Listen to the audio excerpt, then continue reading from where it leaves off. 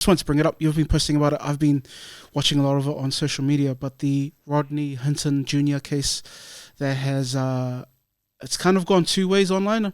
One way, there's a lot of people in support. I think a majority of people are in support of Rodney Hinton Jr.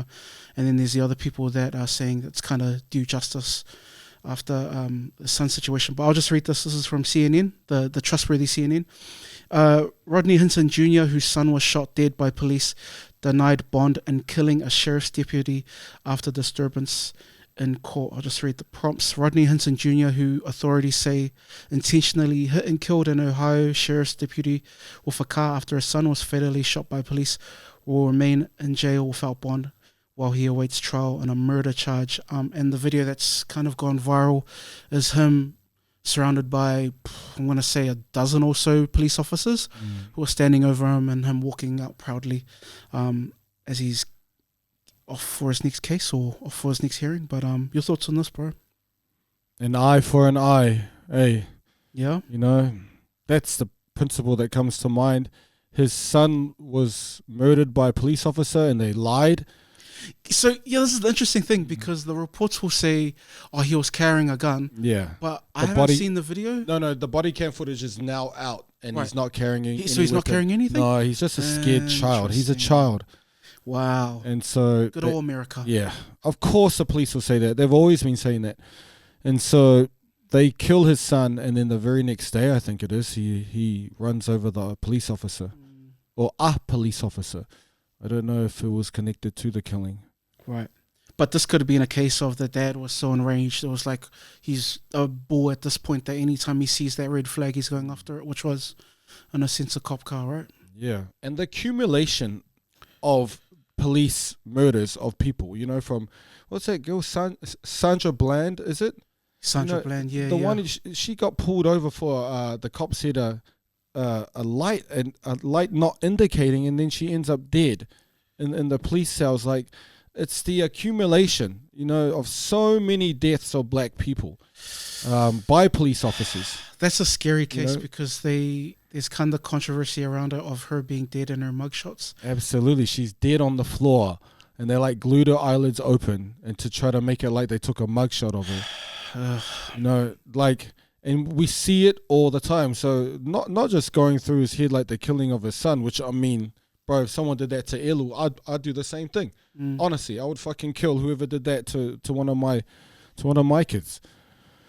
It's also the accumulation of the amount of police killings of black people. Like, fucking rappers from 20 years ago, 30 years ago were talking about cops killing people. You know, it's so much like, when is it gonna stop? Well, maybe if they shot back, it might stop. They haven't tried that yet. So, I mean, eventually, like, the song changes, you know, you're begging, please, please, stop it, and they're not listening. Eventually, that song's gonna change to fucking stop it, and they're still not listening. Yeah. And eventually, your actions are gonna change. You're gonna have to do something about it yourself. So, you know, I'm not surprised at all. With the amount of shit the black community over there have had to endure from police. I'm not surprised someone finally decided to shoot back. I would. Yeah, it's a tough one, man. This always makes me think about the young ones in my family, always, when I see situations like this. And this is kind of outside of the black and white thing, but just the harming of kids. And in this case, yeah, like with police officers and the black community too, it's... What do you do? Like, they made marches over this. They continue to do so. But at what point do you stop marching? Absolutely. Until you're not heard? Do you just have to shoot someone and go, hey, stop it. Leave me alone. Like, they're laughing at the marches. Marches don't do shit. Like, politicians, like, all the marches we do here, the politicians aren't even in. Like, they will march to the beehive and there's no one in there. You know what I mean? Like, marches don't do shit, man.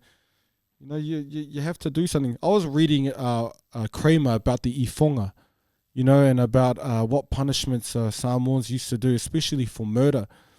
And if an eye for an eye is a thing that Samoans do, and what would happen is the Ifoga, Let's talk about this. This is interesting.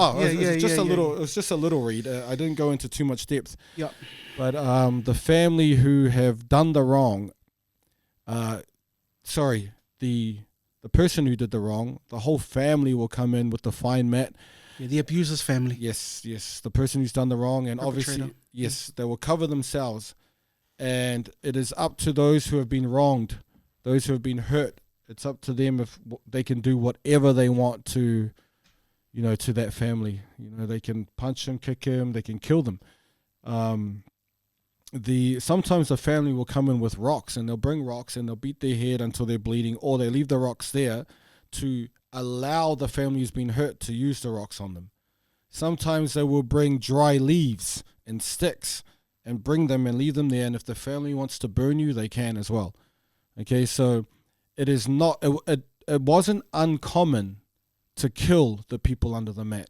So in our traditional way of thinking about justice and fairness, murder for murder or life for life was acceptable. Yeah.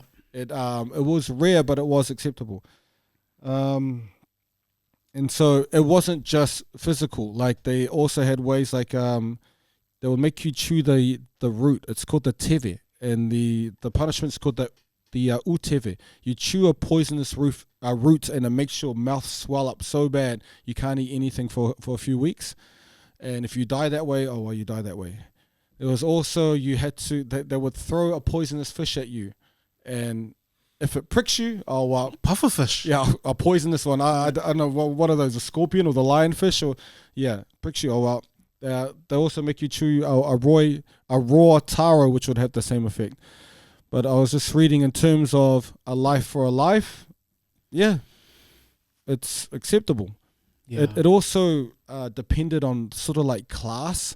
Who has been wronged? Is it a high status family who has been wronged, or is it a high status person who's done the wrongdoing? Yep. All of that affects, because that if it's not solved, then it's war, which will lead to more killings.